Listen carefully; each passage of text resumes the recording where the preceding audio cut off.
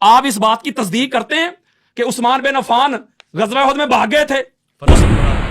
فرار وہی نا، عربی کا لفظ کو ترجمہ کیا کروں یار عربی کا لفظ میں بھاگ، اچھا فرار عربی کا لفظ کو ترجمہ کیا کروں؟ نہیں آپ فراری کہتے ہیں تو فرار بھاگنا ہی ہوگا نا، بھاگ گئے تھے، تشریف لے گئے تھے، ہاں جی تشریف لے گئے. تشریف بنت حزام ایک انصاریہ خاتون تھی، جب یہ افواہ پھیل گئی کہ احد میں حضور علیہ السلام شہید ہو گیا، سارے چھوڑ کے چلے گئے، وہ بیچاری ادھر سے آئی، وہ میدان کی طرف جا رہی تھی، یار لوگ میدان سے گھروں کی طرف جا رہے تھے. مجھے جملہ کہنے دیجیے، میں سیگا چینج کرنے لگا ہوں، میں یہ کہوں گا عورت آ رہا تھا، مرد جا رہی تھی. بخاری سنیں، یہ میری آخری روایت سن لینا، پہلے میری بات سنیں نا. عورت آ رہا تھا مرد جا رہی تھی، آگے صحابہ کو کہہ رہا ہے. سورہ آل عمران کی آیت نمبر 152 153 154 آپ پڑھ لیجئے. میں سب کو دعوت دیتا ہوں جن کو غزوہ احد پر پیٹ میں درد مروڑ ہوتی ہے نا، وہ ان 3 آیت کو پڑھے.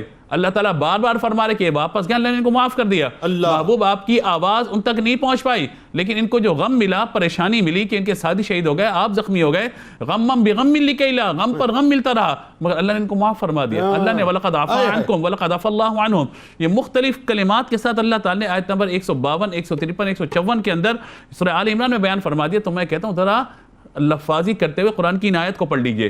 کیا آپ اللہ تبارک و تعالیٰ سے زیادہ ان کی آیت مبارکہ پہلی ہے وَلَقَدْ صَدَقَكُمُ اللَّهُ وَعْدَهُ وَحُسْنًا بِإِذْنِهِ، دوسری آیت مبارکہ اِذْ تُصْعِدُونَ وَلَا تَلْوُونَ عَلَىٰ أَحَدٍ وَالرَّسُولُ يَدْعُوكُمْ، اور تیسری آیت ثُمَّ أَنزَلَ عَلَيْكُمْ بَعْدَ الْغَمِّ أَمَنَةً نُعَاسًا يَغْشَىٰ، جب تم پر غم آ گیا اللہ نے تم پر سکون کا تعریف فرما دیا. اور آخر میں وَلَقَدْ عَفَا اللَّهُ عَنْهُمْ وَلَقَدْ عَفَا اللَّهُ عَنْهُمْ، پیچھے فرمایا وَلَقَدْ عَفَا عَنْكُمْ، اگلی آیت وَلَقَدْ عَفَا اللَّهُ عَنْهُمْ، فرمایا کہ یہ وہ لوگ ہیں جن کو اللہ تبارک و تعالیٰ نے معاف فرما دیا ہے. ہم کب کہتے ہیں کہ اللہ تبارک و تعالیٰ نے ان کی جو ان سے صحب ہوا، بھول ہوئی، جو انہوں نے مزاج کو اپنے سمجھا، اللہ نے کب ان کو ایسے چھوڑا؟ جب اللہ ان کی معافی کا اعلان کر دے، اللہ اپنے محبوب کے پیاروں کو جو جان دینے والے معاف کر دے. آپ کون ہوتے کہنے والے؟ آپ وہ ہوتے ہیں کہ 1450 برس بعد جو پیٹ میں بل اٹھ رہے ہیں نا، یہ وہ مسلمان ہیں معاذ اللہ ثم معاذ اللہ، جو اگر کسی لبرل کے اوپر کوئی بات کریں کہ جی تم نماز نہیں پڑھ رہے، تو لبرل پلٹ کے یہ کہے کہ میرے معاملے میں ججمنٹل نہ ہو، وہاں فوراً ڈیبیٹ شروع ہو جائے گی کہ ججمنٹل.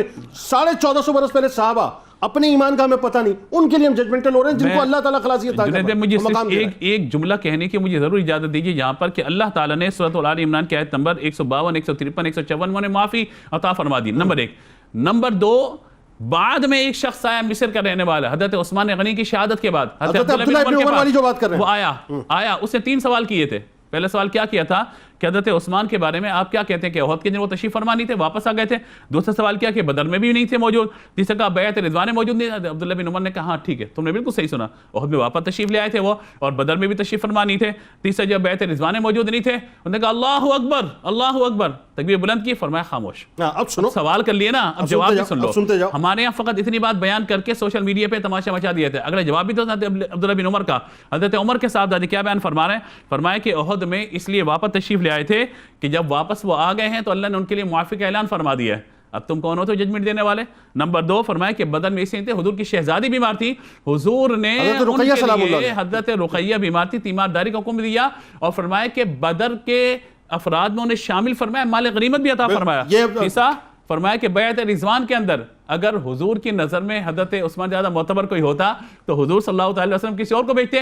اور پھر حضور نے یہ بیعت فرمائی ہے، بیعت رضوان، فرمایا کہ یہ میرا ہاتھ ہے، یہ عثمان کا ہاتھ ہے. اس طرح بیعت فرمایا آپ نے سوال کر لیے، جواب بھی لے جا، اور ان سوالات کے ساتھ اپنے جواب کو بھی جا کے لے جا. تو میں کہتا ہوں بات پوری پڑھیں گے تو معاملہ واضح ہوگا. اس سے بڑا اعزاز کیا ہوگا، ان سے زیادہ معزز ترین ہستی اس دن کون ہوگی کہ جن کی وجہ سے بیعت کی جا رہی ہے. اصل بات تو یہ ہے.